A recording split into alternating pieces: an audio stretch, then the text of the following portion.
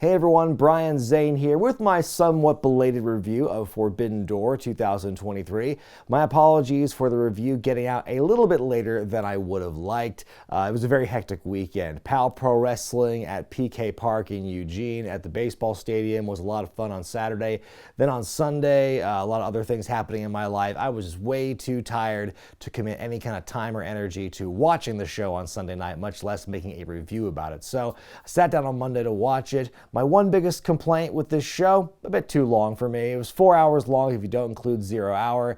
And so, yeah, it's one of those shows that you need a couple of sittings to get through for me. But I got through it, and I'm happy to give you my review, my thoughts on this show. I was unfortunately spoiled on social media. My fault, though. I take the blame on that one. But it was still fun to watch this show, and I'll give you my thoughts. But first, a quick word from this video's sponsor at Atlas VPN. I gotta say, the technology you folks have 25 years into the future is insane. All the different ways you can watch wrestling compared to here in 1998, I feel like a whole new world's gonna open up for me when I get older, thanks to our sponsor, Atlas VPN. A VPN, or virtual private network, is the key to unlocking the full potential of the World Wide Web. It seems to have worked for Mr. .com, Paul Ellering. Atlas keeps internet searches private, and it blocks malicious links and malware, which would be pretty helpful for me to get out of 2 jams with a family computer. It unlocks your favorite content from all over the world, so borders mean nothing to you. And did you know Atlas can even help you save money when shopping online? Just start shopping around for online subscriptions or travel. Hop from one country to another and see how much you save. Support the channel and grab the best VPN deal on the planet with Atlas VPN Premium.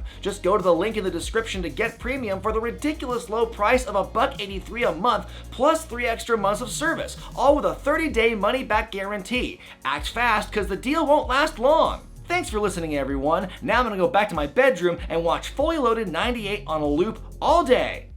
Please don't ask why.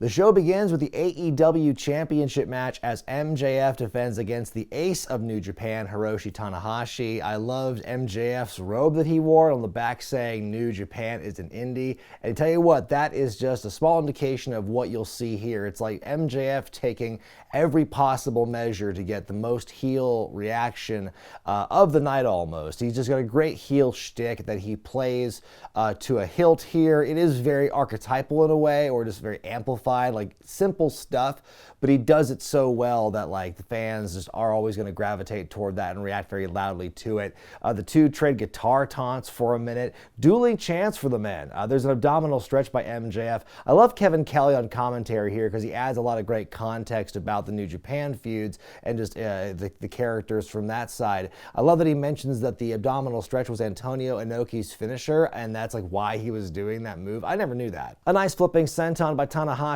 as he makes his comeback. There's a great moment mid-match where they announced that MJF had scheduled a tweet saying he had already beaten Tanahashi, but it came out as the match was going on, so I thought that was pretty hilarious. Superplex lays them both out. MJF spits on Tanahashi, shoving him down, like pie-facing him, but Tanahashi makes the valiant comeback, goes for the high-fly flow, but the knees go up. MJF brings in the belt. The ref's distraction costs Tanahashi a 3 count.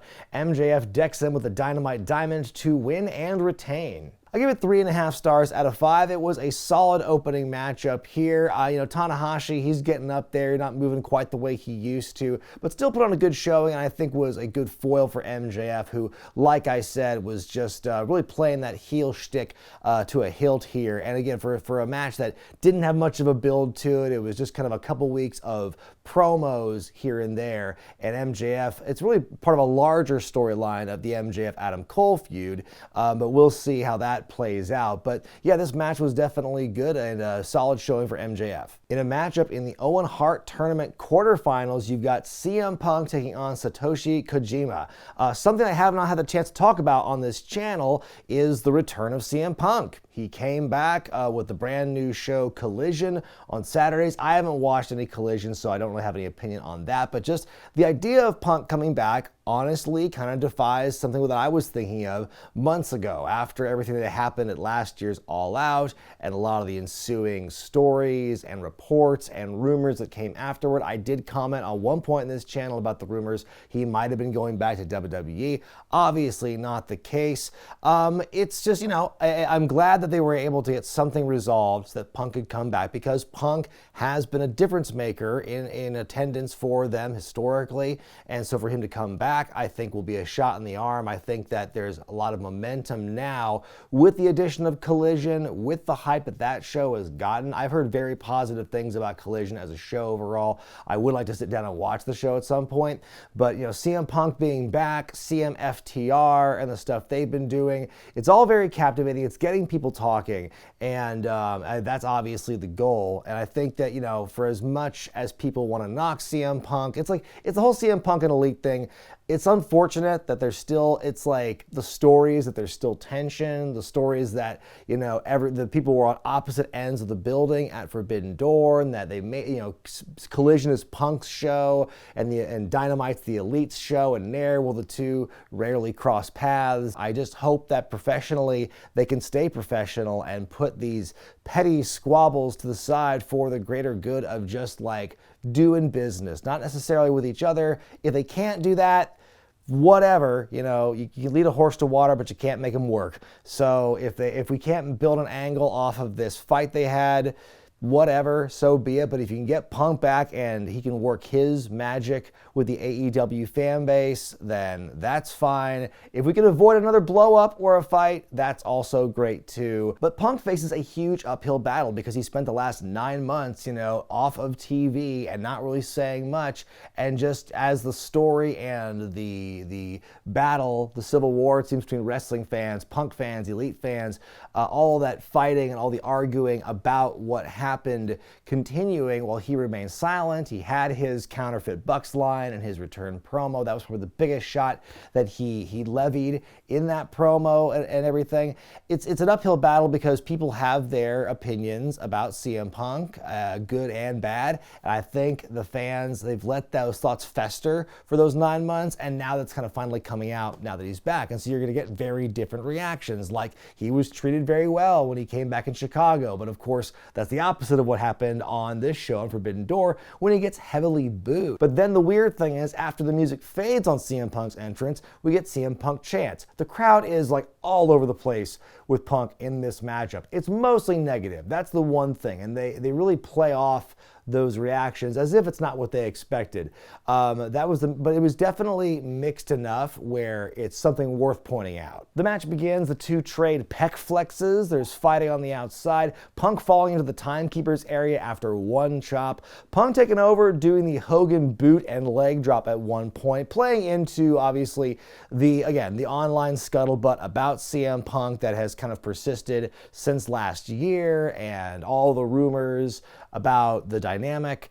If Punk kind of embracing the rumor and innuendo, so to speak, that he is this backstage politician. Punk also making a reference to the lariat Kojima call as he's got him in the corner there. Punk with a lot of his snarky style of wrestling mixed with insults. Kojima comes back with bunches of chops. Elbow drop that also hits Punk in the dick. Punk getting booed some more, and he's definitely responding to it, taking all day on the top rope with it hitting the elbow drop still. We get a Pepsi sucks chant. Punk ducking the lariat, hits the GTS. Punk wins, but he does show good sportsmanship and respect by helping Kojima up and raising his hand. 4 stars out of 5 for me on this one. I enjoyed this matchup a lot. I think what made it a little more interesting, obviously, was the crowd response and how much it just it felt very fluid throughout, because Punk was gaining some support as the match went on, but it was still largely just anti-him. And the way that he played off that and how he didn't really miss a beat, and it seemed like it was all in character.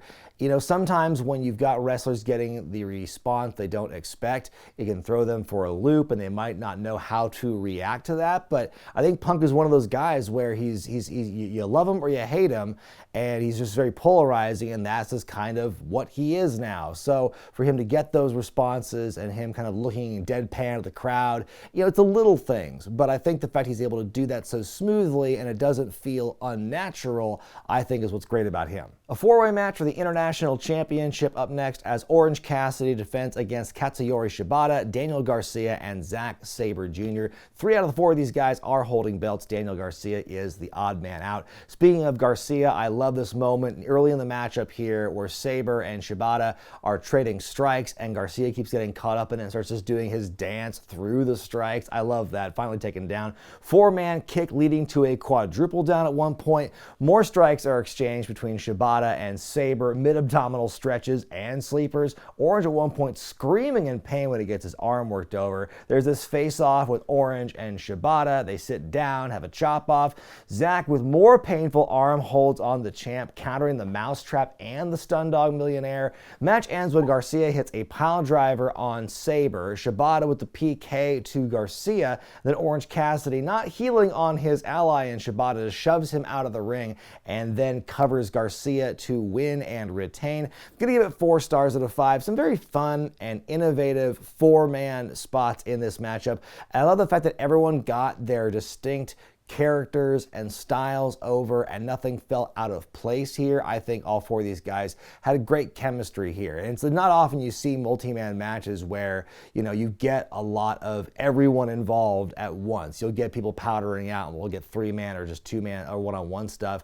I think that Zack Sabre Jr. always looks like a killer, and I think the way he was able to contort Orange Cassidy's arms made things look especially brutal. And by the way, Cassidy just continuing to prove that, he's not just some comedy wrestler. He's not one-dimensional. He's got a lot of stuff going on. I think the fact that he is this kind of Iron Man right now in AEW, like he's been wrestling every week. He's very tired. He's very beat up. I wonder where that's going to reach as far as an endpoint goes. But Cassidy has definitely proven his worth as one of the most solid, reliable people in AEW, especially and consistent when it comes to fan reaction. In an open challenge for the New Japan World Heavyweight Championship, SANADA defends against Jungle Boy Jack Perry. I did like some of the quotes that I saw in the build-up leading to this matchup, where SANADA is like, "Oh, they'll let anybody challenge me apparently for the belt." In so many words, he seemed very much kind of unimpressed that it was Jungle Boy who is responding to the challenge. And then Jungle Boy saying, "I've never even seen a SANADA match." JB getting the snare trap early, but there's a rope break. SANADA goes for a dive. Perry sees it coming, hits a dive of his own.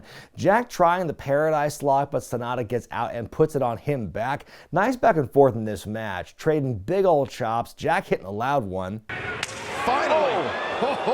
Jungle Boy with the skull end, which is SANADA's own move, but SANADA's able to get out. They trade Poison Ranas. SANADA with the big moonsault press to win the match and retain the championship. I'll give it 3 stars out of 5. I think this match, again, for a match with relatively little build to it, that's going to be kind of a problem that persists with some of the lower profile matches on this card. A fine matchup in a bubble, but ultimately nothing too amazing and kind of a foregone conclusion. But the real story comes with what happens after the bell, because you've got Hook, who accompanied Jungle Boy to the ring for this one as part of Jungle Hook. Afterward, they're on the stage on top of the ramp, Hook raising his friend's hand, only for Perry to deck him with the clothesline. The crowd is shocked. Perry just becomes this total dick, mocking the fans. There's a big "you fucked up" chant, and Taz goes, "Oh, he sure did." Jack thinks about it, then he goes through the heel curtain on the way back, and so now that's complete. And Taz's reactions and commentary to this are great, because you can see he's fighting internally so bad, because he says he's trying to remain a professional about it, and he understands that Hook, even though it's his son, is a grown man, as he said, but still, it's his son, and he has these feelings about him. And so for him to wrap everything up by saying that Jack Perry is a dead man after the match was just adding this level of heat to it that I think Taz not being part of that moment, I think it would not have been as powerful if he wasn't there to kind of add his commentary to seeing what happened to Hook. And so as far as Jack Perry becoming a heel, I think it feels kind of overdue. I think that after he went through that whole emotional crescendo with the Christian Cage storyline, which was kind of extended because of Christian's injury, and so that kind of like it dragged along to the finish. So then after that, I don't think he had much more to prove as far far as like being a babyface. There wasn't much more for him to do at this point, especially after the 4-way match at Double or Nothing where he didn't win the title. So him turning heel makes a lot of sense at this point, and I'm curious to know where it'll go. I mean, 4 years as this consistent, like, squeaky clean babyface, especially in an era where that is kind of hard to consistently get over. I mean, that's a long commitment. And so for Perry to now make that switch to heel, you know, will we see a brand new look? Who knows? But definitely a new attitude, and we'll see. I mean, it could be one of those things where it works out really well. I'm excited to see what happens. 10-man tag match up next with some very interesting combinations. You've got Hangman Page and the Young Bucks with Eddie Kingston and Tomohiro Ishii versus the Blackpool Combat Club, Shota Umino and Konosuke Takeshita. I'm going to say this joke once again for 2 years in a row. Dis Umino! Ishii and Takeshita trading strikes early in the match. Great series of collisions leading to a bit of a stalemate. We get the face-off with Kingston and Moxley and the crowd going nuts for it. Death by 1,000 chops. These guys just laying the fuck into each other. It's so hard to watch sometimes. The brawling seamlessly transitions to Bucks and Page flippery. The way Moxley sells all that offense after Claudio breaks it up is the best. And the way Takeshita lays into Ishii, he is out. Claudio lays into Kingston like he owes him money. Moxley tries to be sportsmanlike with Kingston, telling him he can quit right now, More big strikes with the two of them. Hot tag to Hangman and Takeshita. I love the way Hangman just lays him out mid-move with that elbow. Shooting star off the apron with some help. Takeshita hits both Bucks with one German. Eddie saving Moxley from a super duper kick at one point. Shade to the Kings. I see you there, Chris Hero. Everyone gets their shit in. Finally, it ends with Ishii hitting the brainbuster on Wheeler Yuta for he and Kingston and the Elite to win. 4 stars out of 5 for me. This was very entertaining to watch from a kind of a car crash perspective in terms of how hard these guys were hitting. I was glad that I was not Kingston or Moxley or Ishii or Takeshita in this matchup here. I hurt just from watching it. And of course, the one big storyline you get from this is Eddie is conflicted. We saw a lot of that where Moxley and Kingston were being very sportsmanlike. They weren't trying to get cheap shots on each other. They were fighting with honor at this point. The same cannot be said for Kingston and Claudio, for instance, but it's going to be interesting where that goes and how Kingston and Moxley, will they keep this going now that Kingston's back in AEW? Time will tell, but there's definitely a lot of intrigue you could build off of that. Toni Storm defends the AEW Women's Championship against Willow Nightingale up next. This is a good match here, some good back and forth with the two of these ladies. The Outcasts provided distraction early on. Willow just beats them up, but it costs her dearly. Willow fighting out of the submission and hits a suplex, a Death Valley driver on the apron. Ruby Soho and Saraya get ejected. You've got this leg lock applied by Willow, and the two are trading chops doing that. Toni using the ref in the end as a shield, gouging the eyes, and hitting Storm's 0 to win and retain. 3 stars out of 5 for me on this one. I think it was a good showing for both Willow and Toni. Kind of a rough spot to be in right after that frenetic 10-man tag match, but I think they did the best with what they could there, even though, once again, the finish of this match didn't seem to be much in doubt. Boy, then it is time for the match that everyone's talking about from this show. It's for the IWGP US Championship. It's Kenny Omega defends against Will Ospreay, their big rematch from Wrestle Kingdom. Early on in the match, Don Callis is ejected. He does kind of a trip-up thing, and he's out for a while. Kenny is draped on the top rope. We get a big shooting star press. Fighting on the outside, Omega's head is driven into the table repeatedly, and Kenny is now bleeding. Ospreay licks the blood. Gross. Hits a wicked-looking V-trigger on Omega, does Will. Ospreay grabs the Canadian flag from a fan, flosses himself with it. Very disrespectful, but he walks right into an Omega clothesline. And then Kenny hangs Will with the flag, driving Ospreay's head into the steps. Now he's a-bleeding. Omega is now covered in blood after a big DDT on the steps. They're trading Germans. Ospreay with a sharpshooter in Toronto, followed up by the crossface, which gets booed in a "you sick fuck" chant. There's Kawada kicks by Ospreay, the Oz cutter, cut off with a knee. Both guys have the hell beaten out of each other. Don Callis shows back up after being ejected. Many V-triggers to Ospreay, but Don slipping Ospreay a screwdriver, using it on Omega. There's the Stormbreaker and the rope break. Will hits the one-winged angel. Omega kicks out at 1. What an insane moment that is. But even more insane than that is the Tiger Driver 91 right on Kenny's head. Somehow there's a kick out there, but there's a hidden blade. Stormbreaker again. Ospreay wins and is now the new U.S. champ. Wow, 5 stars out of 5 for me. I know that my recounting of this match does not do it justice, but it is truly mind-boggling what these guys were able to do in this thing. They pulled you in so many different directions, a lot of different things happening in this match that all work together to form this really beautiful and violent story, which I think was a great follow-up to their match at Wrestle Kingdom. And they brought the blood, and they had a bit of the shock value with the screwdriver and everything. I wish that I was not spoiled on social media about this matchup. I wish I just stayed away from that whole scene for the last 36 hours.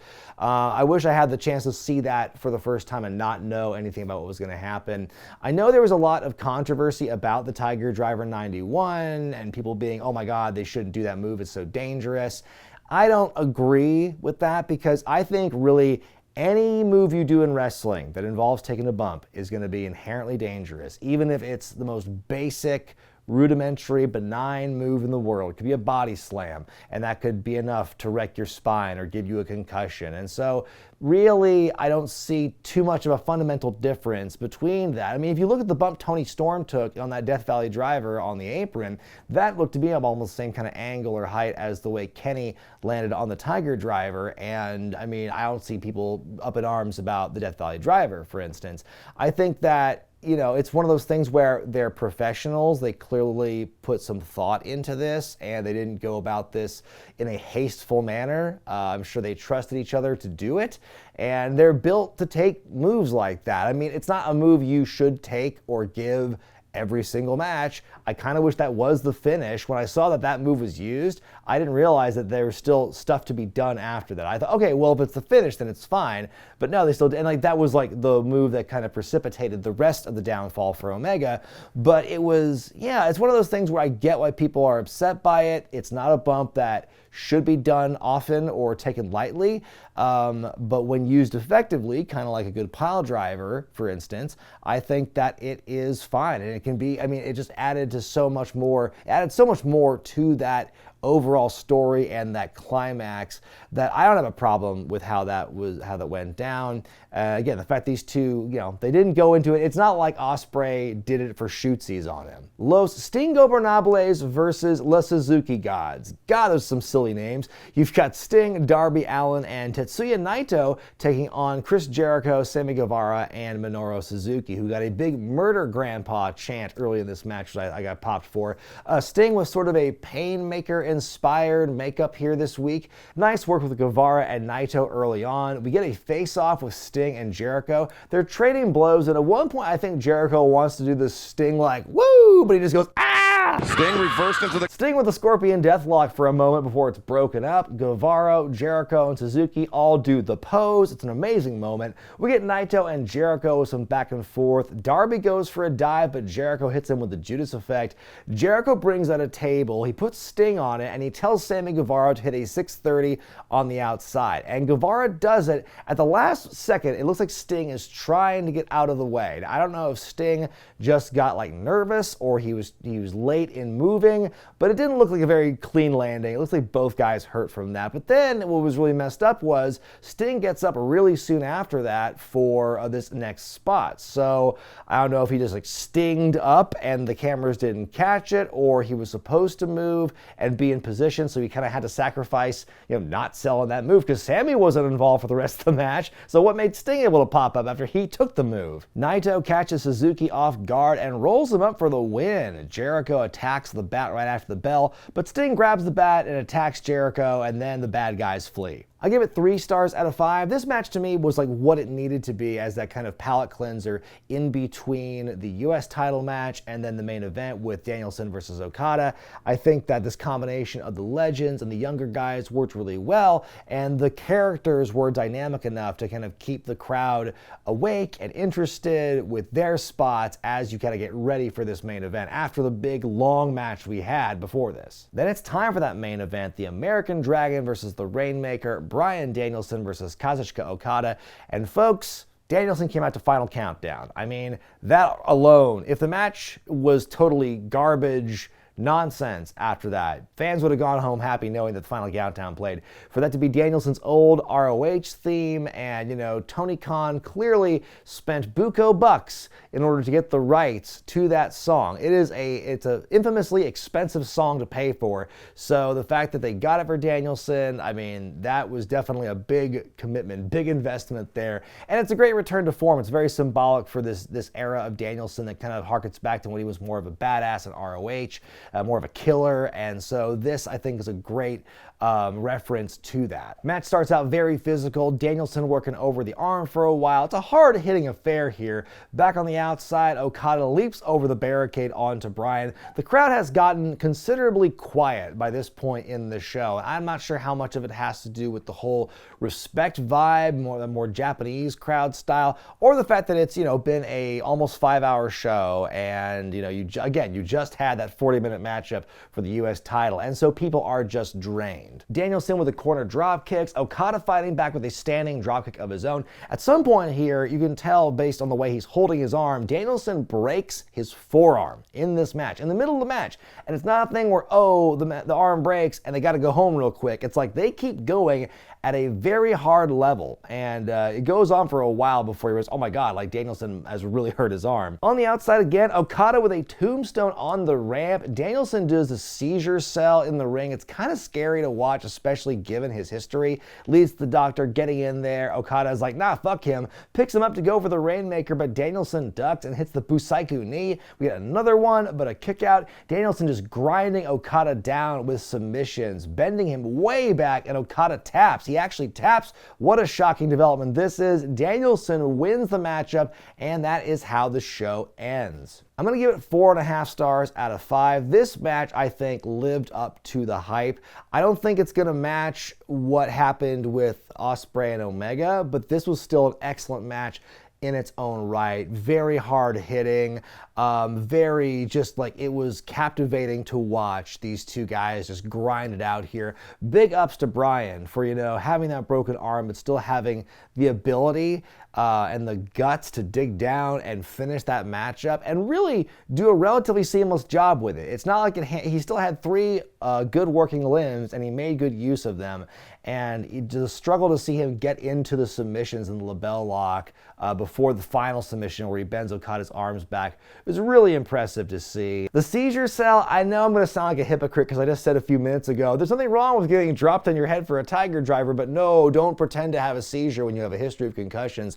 I'm of two minds about that. I'm kind of going back and forth just in my mind now as I'm saying these words to you, and I'm sure there'll be some discourse about this in the comment section below. I'm not saying that was a deterrent or a detraction from the match for me, but that was just a little, I don't know how I feel about that. But the rest of the match I thought was just great, and again, Danielson gritting through that with a broken arm just makes this whole match more of a badass one for me to watch. My grade for Forbidden Door 2023 is an A-.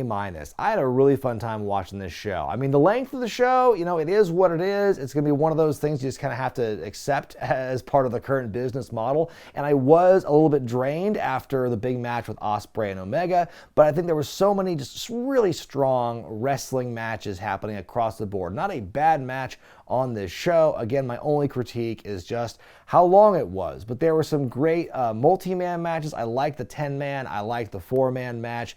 Ospreay and Omega, like I said, that really stole the show, and if it weren't for that match, you would have had Danielson and Okada, which I was kind of bouncing back and forth between 4.5 and 5 stars. You could make an argument for either of those, but I think that those matches in particular were some of the best I've seen all year. This was a terrific show if you are a fan of just what modern wrestling is. You got a little bit of that comedy in the 4-way match, I think, and then you've got all this other great stuff on display, the technical, the striking, the submissions, so much great stuff going on in this show. I thought it was a big upgrade from Forbidden Door last year, which of course was plagued with a lot of problems like injuries and illnesses and what have you. So this show felt more like this was all by design, and I think that really showed off very well here on this show. show, and a big upgrade as well from Double or Nothing. But what did you think of the show, folks? Where do you think Ospreay and Omega stands on your list of matches this year? I want to hear about it in the comment section below. Stay tuned for later this week. I will have a video for Money in the Bank coming at you also a little bit belatedly this weekend. I don't know if I'll have time for predictions this week. If I do, obviously I'll make it. But if not, please understand that there will be a review for Money in the Bank happening a bit later in the weekend. But until then, folks, I'm Brian Zane, and I'll see you next time.